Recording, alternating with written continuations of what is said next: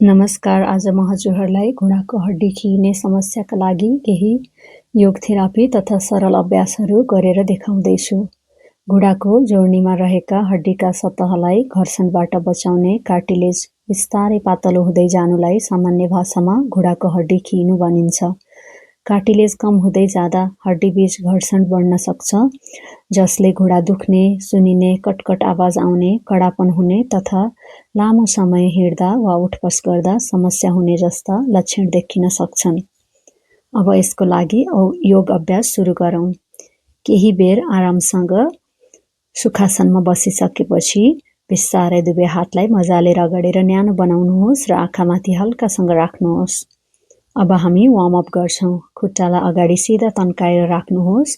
खुट्टा जोडेर वा अलिकति फराकिलो राख्न सक्नुहुन्छ। अब श्वास लिँदै खुट्टाको औँलाहरूलाई अगाडि मोडिदिनु र श्वास छोड्दै पछाडि तन्काइदिनु। यसलाई 4 देखि 5 पटक गरिसकेपछि अब हामी एङ्कल स्ट्रेच गर्छौँ। श्वास लिँदै पैतालालाई अगाडि पोइन्ट गरिदिनु र श्वास छोड्दै पैतालालाई आफ्नो तर्फ फ्लेक्स गर्नुहोस्। श्वास लिँदा खुट्टाको अगाडिको भागमा र श्वास छोड्दा खुट्टाको पछाडिको भागमा स्ट्रेच महसुस हुन्छ। चाहनुहुन्छ भने एउटा खुट्टालाई पोइन्ट गर्दा अर्को खुट्टालाई फ्लेक्स गरेर पालै पालो पनि गर्न सक्नुहुन्छ।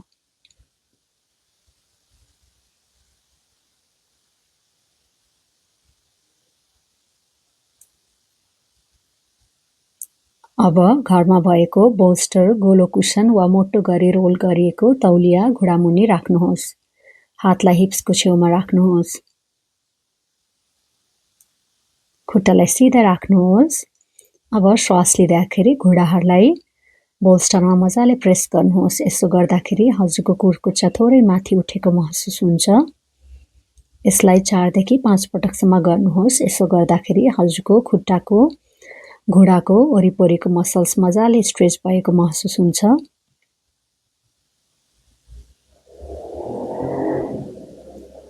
4 देखि 5 पटक गरिसकेपछि एकछिन खुट्टालाई रिल्याक्स गरिदिनु।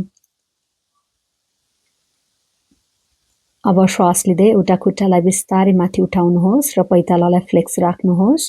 केही क्षण होल्ड गर्नुहोस् र श्वास छोड्दै खुट्टा तल राख्नुहोस्। अब अर्को खुट्टाले पनि यही रिपिट गर्न सक्नुहुन्छ। दुवै साइडमा 4 देखि 5 पटकसम्म गर्न सक्नुहुन्छ।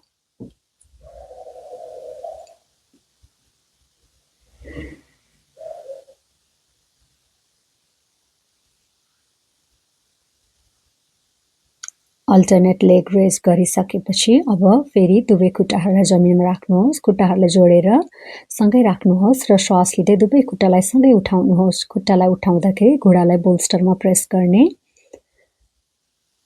अब बिस्तारै बोल्स्टर हटाउनुहोस् र एक साइडतिर फर्केर ढाडको बलमा सुत्नुहोस्। कतिपय अवस्थामा भुइँमा बसेर अभ्यास गर्न गाह्रो हुन सक्छ। त्यस्तो अवस्थामा बेडमा बसेर पनि यही वार्म अप गर्न सकिन्छ। खुट्टालाई अगाडि राखेर पैतालालाई अथवा औँलालाई पहिला सुरु फ्लेक्स र पोइन्ट गर्ने अनि एकछिनपछि फेरि पैतालालाई पनि फ्लेक्स र पोइन्ट गर्न सक्नुहुन्छ। ढाडको बलमा सुतेर घुँडामुनि बोल्स्टर, कुसन वा रोल गरिएको तौलियालाई राख्नुहोस्। खुट्टालाई हिप्सको चौडाइमा वा सहज दूरीमा राख्न सक्नुहुन्छ। हजुरको बोल्स्टर ठिक घुँडामुनि नै हुनुपर्छ।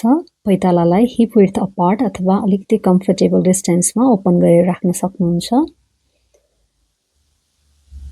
श्वास लिँदै दाहिने खुट्टालाई बिस्तारै माथि उठाउनुहोस् 20 अथवा 30 डिग्री एङ्गलमा र खुट्टालाई फ्लेक्स राख्नुहोस्।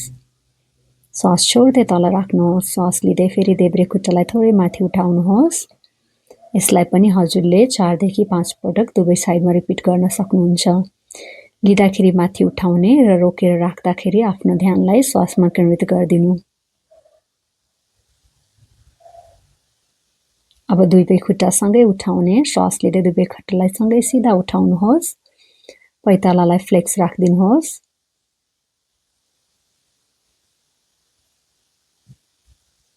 र श्वास छोड्दै तल राखिदिनुहोस्। यसलाई पनि 4 देखि 5 पटक गर्न सक्नुहुन्छ। अब हिप्सको मुनि पम्प्सलाई स्लाइड गरिदिनु र बिस्तारै श्वास लिँदै दायाँ खुट्टालाई माथि उठाउनुहोस्। दायाँ खुट्टालाई 65 अथवा 65 डिग्री कोणमा माथि उठाउन सक्नुहुन्छ। पैतालालाई फ्लेक्स नै राख्दिनु। यसलाई पनि 4 देखि 5 पटकसम्म गर्न सक्नुहुन्छ। हत्केलालाई हिप्सको मुनि राख्दाखेरि हजुरलाई लोअर ब्याकमा सपोर्ट हुन्छ।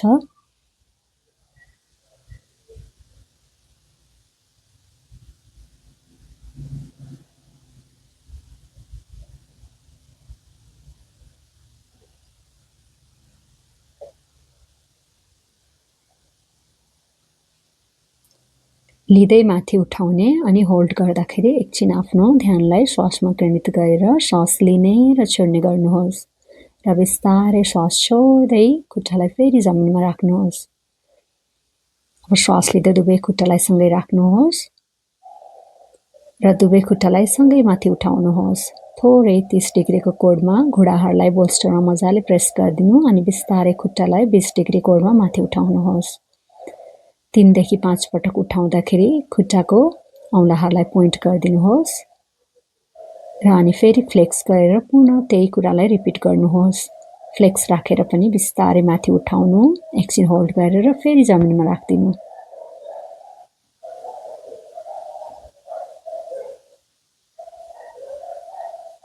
अब केही बेर गरिसकेपछि कुसनलाई बाहिर निकाल्दिनुहोस्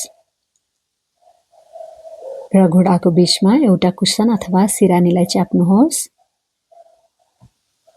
अनि बिस्तारै खुट्टालाई सिधा गरेर राख्दिनुहोस्। च्याप्दा खुट्टाको मांसपेशी सक्रिय भएको महसुस हुन्छ।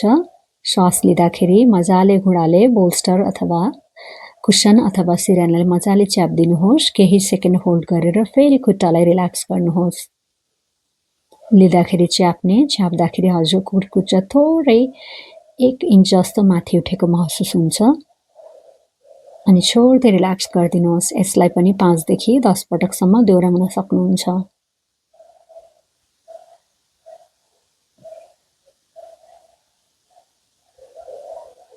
अब हामी साइड लाइङ लेग रेज गर्छौं। बिस्तारै लेग रेज गर्नुभन्दा अगाडि हामी एकछिन घोप्टो परेर पेटको बलमा सुत्छौं। पेटको बलमा सुतिसकेपछि बिस्तारै दुवै हातलाई खुट्टाको मुनि स्लाइड गरिदिनुहोस्। हत्केलाहरूलाई थाइजको मुनि राख्न सक्नुहुन्छ।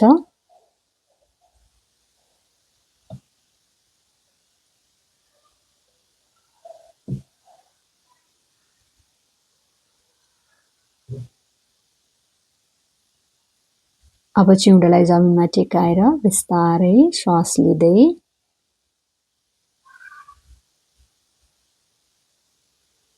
एकछिन आराम गरिदिनुहोस् र श्वास लिँदै बिस्तारै दायाँ खुट्टालाई थोरै माथि उठाइदिनुहोस्। 30 देखि 45 डिग्रीको कोणमा माथि उठाउनुहोस्। हजुरको पेल्भिस मजाले फ्लोरमा प्रेस हुनुपर्छ। उठाएर एकछिन होल्ड गरेर फेरि श्वास छोड्दै जमिनतिर लानुहोस्।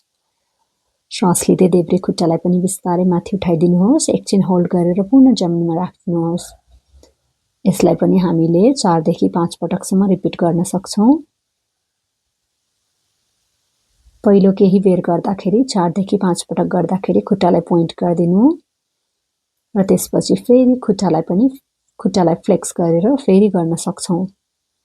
खुट्टालाई फ्लेक्स गरेर पनि 4 देखि 5 राउन्ड दुवै साइडमा गरिदिनु।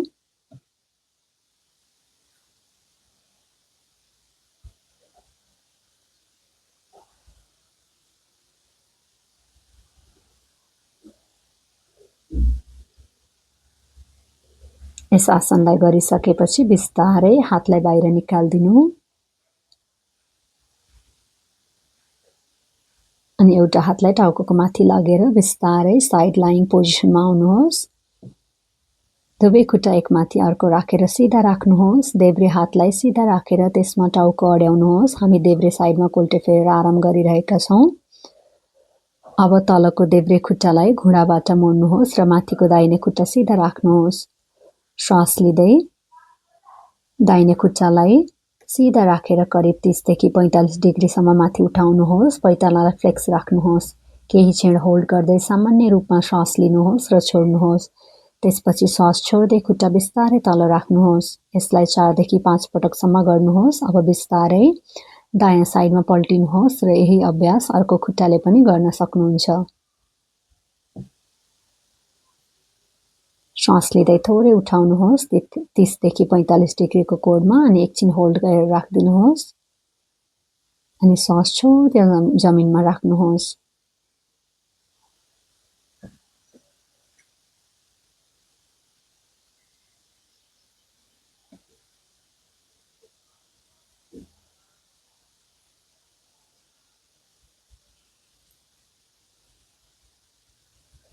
अब बिस्तारै एउटा साइडमा फेरि कोल्टे गरेर बिस्तारै ढाडको बलमा सुत्दिनुहोस्।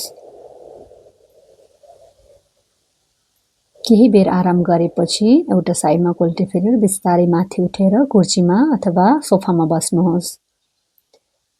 अब बिस्तारै सोफामा बसेर सोफाको अगाडिको भागमा आरामसँग बस्नुहोस्। दुवै खुट्टालाई भुइँमा राख्नुहोस्। घुँडा र पैतालालाई सहज दूरीमा राख्नुहोस्। दुवै हातलाई घुँडामाथि हल्कासँग सपोर्ट लिनुहोस्। पहिले खुट्टाका औँलाहरू उठाउनुहोस् र कुर्कुच्चा भुइँमै राख्नुहोस्। 4 देखि 5 सेकेन्ड होल्ड गरेर बिस्तारै रिलिज गर्नुहोस्। अब कुर्कुच्चा उठाउनुहोस् र औँलाहरूलाई भुइँमा राख्नुहोस्।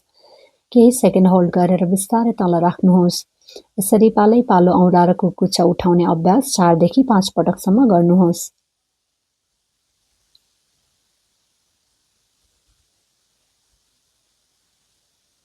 अब यसपछि हामी सिटेड लेग एक्सटेन्सन गर्छौं। अब दाहिने खुट्टालाई बिस्तारै अगाडि सिधा तन्काउनुहोस्। हिपदेखि कुर्कुच्चासम्म खुट्टा सिधा राख्नुहोस् र पैतालालाई फ्लेक्स गर्नुहोस्। श्वास लिँदै खुट्टा अगाडि तन्काउनुहोस्। केही क्षण होल्ड गर्नुहोस् र श्वास छोड्दै बिस्तारै रिलिज गर्नुहोस्। प्रत्येक आसनमा होल्ड गर्दाखेरि हजुरहरूले श्वासलाई रोक्नु हुँदैन। श्वासलाई लिने र छोड्ने गर्नुहोस् अथवा नियमित श्वासलाई प्राकृतिक श्वासलाई महसुस गर्नुहोस्। अल्टरनेट लेगले पालै पालो गरिसकेपछि दुवै साइडमा 4 देखि 5 पटक दोहोऱ्याइसकेपछि अब हामी रिल्याक्सेसन गर्छौं। अब केही क्षण आरामसँग बस्नुहोस्। हातलाई घुँडामाथि राखेर आँखा बन्द गर्नुहोस् र आफ्नो ध्यान श्वासमा केन्द्रित गर्नुहोस्। अब दुवै हातलाई एकछिन घुँडामा राखेर आराम गरिसकेपछि आफ्नो ध्यानलाई श्वासमा केन्द्रित गर्नुहोस् र दुवै हातलाई नमस्ते मुद्रामा छातीको अगाडि राख्नुहोस्। अब हातलाई मजाले रगड्नुहोस् अनि हातमा भएको न्यानोपनलाई घुँडामा राखेर केही क्षण महसुस गर्नुहोस्। यो प्रक्रियालाई 2 पटक दोहोर्याउन सक्नुहुन्छ। हत्केलामा भएको तातोलाई घुँडामा महसुस गर्नुहोस्। अन्त्यमा दुवै हातलाई फेरि रगडेर आँखामाथि राख्नुहोस् र केही क्षणमा हातको न्यानोपन आँखामा महसुस गर्नुहोस्। अब बिस्तारै आँखा खोल्नुहोस्। धन्यवाद। यी अभ्यासहरू आफ्नो क्षमता अनुसार नियमित रूपमा गर्न सक्नुहुन्छ। अभ्यास गर्दा कुनै पनि तीव्र दुखाइ वा असहजता भएमा जबरजस्ती नगर्नुहोस्।